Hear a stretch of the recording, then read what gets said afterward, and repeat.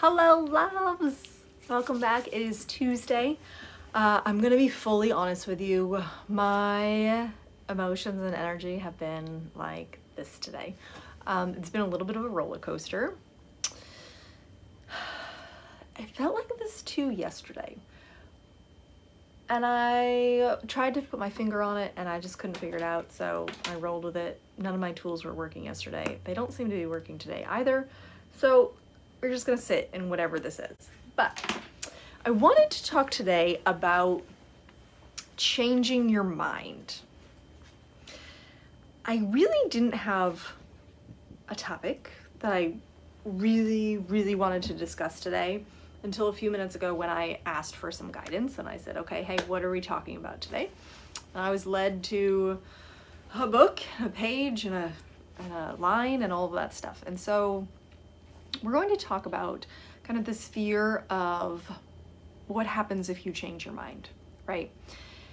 And if you're anything like me, there are things where you just kind of dig your heel in because you're like, what if I change my mind? What will people think of me if I change my mind on this, right? One of the things that comes to mind is I had a client a couple of years ago and she was talking to me about one of her friends, and one of her friends kept bouncing from MLM to MLM to MLM, right? She just wasn't making up her mind. And it infuriated my client. She was like, why can't she just pick a thing? Why can't she just stick with one of those things? And it made me think that, sorry, I'm gonna close that so it stops making any noise. I'm all over the place today. It made me think of when I was younger. It made me crazy the girls who like kept changing their mind, and I always believed them to be flaky, right? Like you just couldn't commit to anything, you just drifted, you were just flaky, and that made me cringe. This idea of being flaky, right? Just make up your mind, pick a thing, right? And so what was funny was I struggled with changing this thing, right? Because I didn't want to be considered flaky, so I would stick with things for way longer than their life, way longer than I needed to, had to, wanted to, simply because I didn't want someone to judge me as being flaky. But here's what I've found over the years. One, people are going to judge you no matter what. Right? Whether you stick to something or you quit something, they're gonna go, oh, well, you know, you're just too stubborn or you're too flaky. So you're kind of damned if you do, damned if you don't. Right? So there's that. But also what I found is that by being quote unquote flaky, you actually allow yourself to find something that brings you joy. So when I was talking about this client earlier and her friend who kept going to all these different MLMs, she was so infuriated because she was so successful at each of these MLMs that she was like, what am I missing? And what her friend was doing was simply following the joy. She was hanging out for the fun of it. She was there for the party, so to speak, and she had fun with the thing until she found something else that she was going to have fun with. And she just went from fun thing to fun thing to fun thing, and she was so successful with it because she was following the joy of it. She was having fun, and her joy and her fun around that thing was contagious, and that's why she was making each one of those things successful. And so when it comes to this idea of being afraid to change the thing, right? Maybe you have called yourself a coach for so long, or maybe you have called yourself, you know, a mentor or a teacher or whatever, or you've been this niche or that niche, and you're like, I want to branch out, but what will people think of me if I branch out, right? What if I change that I'm not a coach anymore, I'm a mentor? Will people know what that means, right? And it can be a little terrifying to kind of change the thing. Prime example, this is my notebook of things, okay? I have 5 different revenue streams right now. They are all different and unique in and of themselves. Some of them take me about an hour a week, others take me about 15, 20 hours a week, but they are all so different but similar at the same time. And I really struggled with being okay with that much on my plate, so to say. How am I going to manage all of these different things? And the truth is, I like all of them, so they're all fun, so I find a way to manage each and every one of them. Now, will some people think that I'm flaky because maybe I want to start a tutoring business, but I'm also working part-time for someone else, or I'm also coaching and mentoring, but I'm also doing this? Yeah, possibly. Do I have the capacity to build all of these at the same time? Yeah. Will one of them get more focused today than the one yesterday? Probably. Will some of them last longer than others? Yeah, probably. But I'm following the joy in it, right? As long as I'm enjoying it, I'm okay with that. And as I say that to you right now, I realize that some of the work I was doing this afternoon was really draining. So I'm gonna have to readjust and do some more of that love, like, hate, delegate kind of list. Speaking of, we're gonna parlay into that, okay? So when it comes to this idea of being okay if you change your mind, right now, a part of me is like, shut off the video, quit talking, you're done, right? You're not making any sense now, Steph, you're just rambling. We're gonna keep going because this feels really uncomfortable and I'm going to just continue to move through it. So when it comes to this idea of following the thing that you love and finding the joy in it, I created this exercise for, I may have heard this exercise from somebody.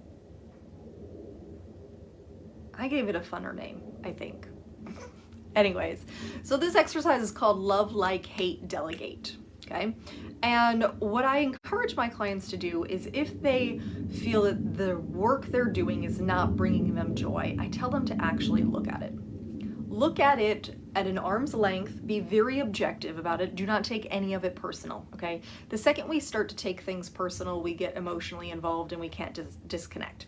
And so look at it as if you were looking at a complete stranger's list of things that they do for work, okay? If a complete stranger handed you this list and said, hey, I need you to help me with something on my business, can you tell me what you want to help me with, okay? Complete stranger. This way you're being very subjective about it. And you have this list of all of your business tasks, right? Social media, Facebook Lives, podcast, emails, marketing, networking, public speaking events, whatever it is. The whole list of the things that you currently do to grow your business. I want you to make a whole list of it, okay? Then what I want you to do with that list is put that list into 3 different categories, okay? You're gonna make a chart. You're gonna have one column that says love it. You're gonna have another column that says like it, another column that says hate it, okay? And when you do this, you're going to take all of those business tasks that were done, right? Sales calls, marketing, all of the things that take to grow your business, okay? And in those 3 lists, I want you to put those tasks into each of those columns, okay? So I do this periodically because I realize that there are some things in my business that I really love for a little bit, and then I'm like, I'd rather not do that, okay? So I'm constantly reevaluating what it is that I'm actually doing during the day. Do I love it? Is it bringing me joy? Do I hate it? Where am I at? Right. So love, like, hate, delegate. The things that are in the love column are the things that you should be spending most of your business time in, okay? So if you love Facebook Lives, hang out on a Facebook Live because your energy is going to be contagious and that's where people are going to love you. If you love podcasts, hang out on podcasts. Get interviewed, have your own podcast, do all of the things. If you love being on stage, set up a speaker card, start to get yourself out there, okay? If you love having conversations with people through private messenger, have more conversations with people through private messenger. If you love to do TikToks and Reels, do more of the thing that you love. So that love column is where you should spend a good portion of your time. The like column are the things you don't really mind doing. You're okay doing them right now because it doesn't take you that long and you're not ready to fully delegate it. You don't hate it yet. You're like, I'll do it. It doesn't take me that long. It's fine, right? And then that third column is the hate column. The hate column are the things, hate or delegate, okay, are the things that you should spend the least amount of time on. The least amount of time on possible, okay? To give you a prime example, when I first started my initial business, The Overjoyed Mom, I believed that I had to have a website up in order to be a legitimate business. This was my belief, okay? It's not true, you don't have to have a website up, but I believed I had to. And so I knew nothing about creating a website, nothing at all. And so I found a online course that walked me through creating a website, and I spent as little time as possible on this website. I think I spent about 30 minutes a week for about 8 weeks. It was grueling. I hated it. It was draining. No part of me wanted to do it, but I didn't have the funds to delegate it at that time. And so I said, okay, well, I need to do this because my business wasn't making any money and I couldn't delegate it at that time. Well, the funny part of this was once I had the website up, I hated it so much that I never sent anybody to it. So I put in this time and this effort for a website that I believed I needed, and then I never sent anybody to it because I didn't like it. It wasn't pretty. When I had the funds, I was able to delegate my website creation, and I was more than happy to send people to it.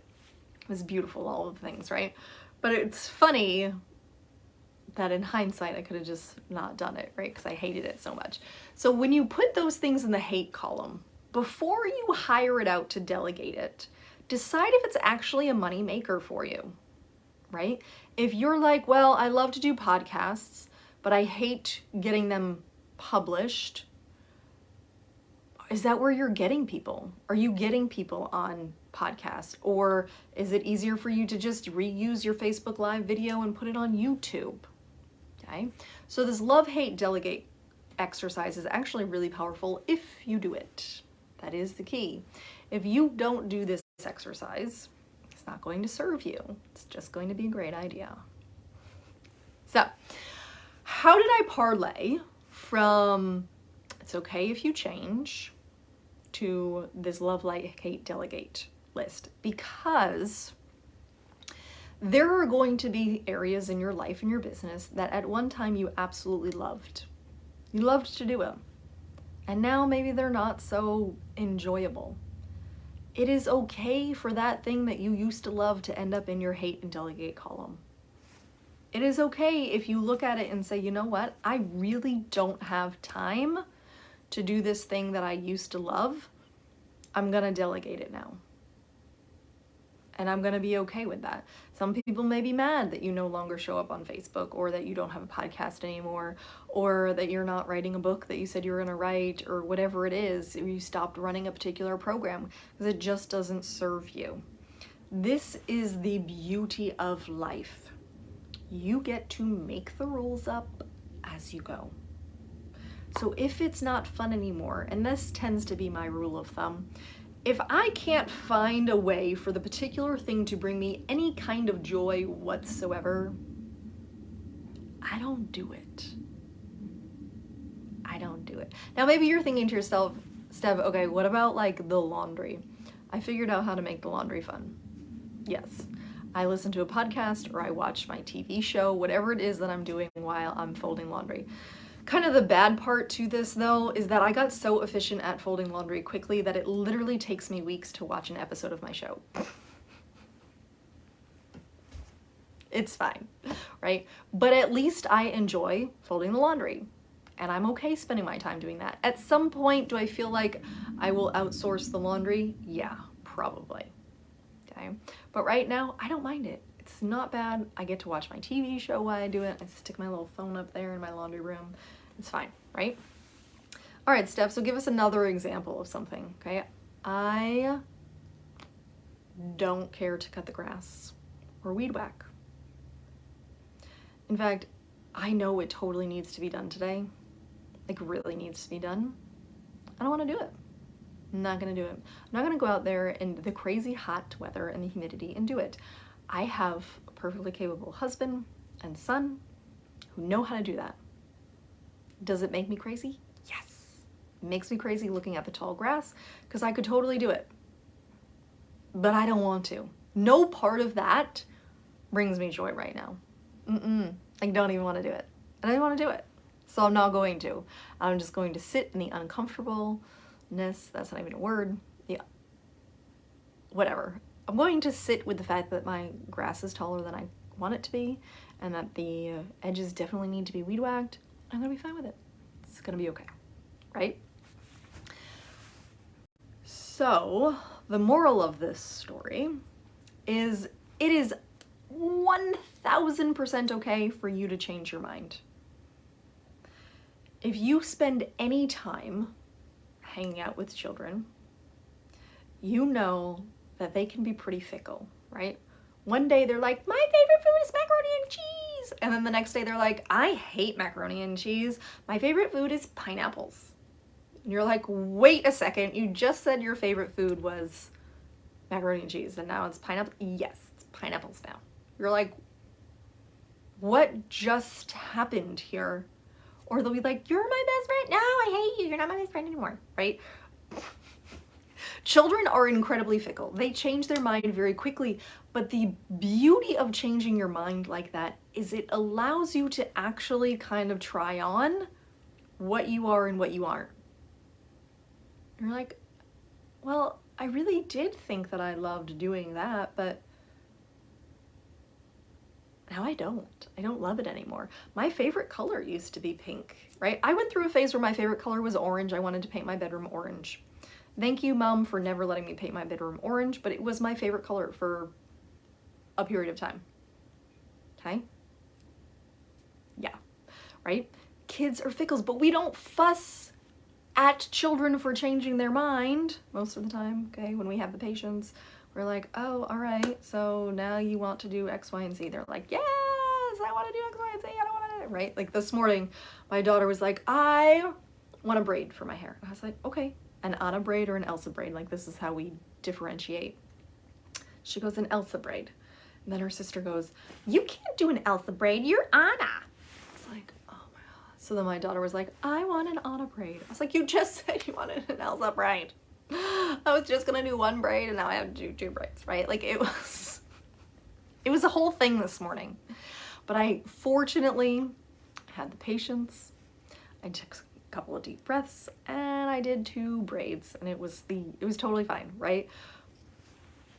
But when you allow yourself the space to change, you actually get to be more of you. So if you're in something and it's not super fun for you, stop doing it. Life is too short to be miserable. Too short to be miserable, right? So do this love, like, hate, delegate exercise. You can do it with your business tasks. You can do it with the things that you do at home. You could even do it with people that you hang out with.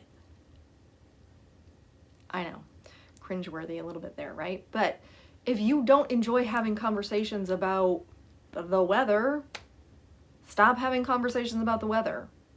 Talk about something that matters to you, right? I was just on a call this morning and I love having conversations with people about healing, not fixing, okay? Anybody can fix anything very quickly, right? You could take a 48-hour cleanse and you can lose 5 pounds. But to heal your relationship with yourself is a very different conversation. And I love those conversations. They're so fun for me. Okay, so I've definitely gone off on a bunch of rabbit trails here today. It's okay. I love it. I enjoy it. These videos are also going up on the YouTube channel. Yep, I did that to myself last week. It was so fun. We'll see what that has in store for me. But I love doing these Facebook Lives. As you can see, my energy totally shifted from the beginning of this video to the end. I was like, at the beginning, and now I love this. This is fun for me. So, I hope this helped you. If you had any questions or you would like to reach out to me, you know where to find me on social media, Instagram, Facebook, all of the things. You can check out my website, theopulentlife.com. And as always, be big, be bold, and be opulent. Bye, love.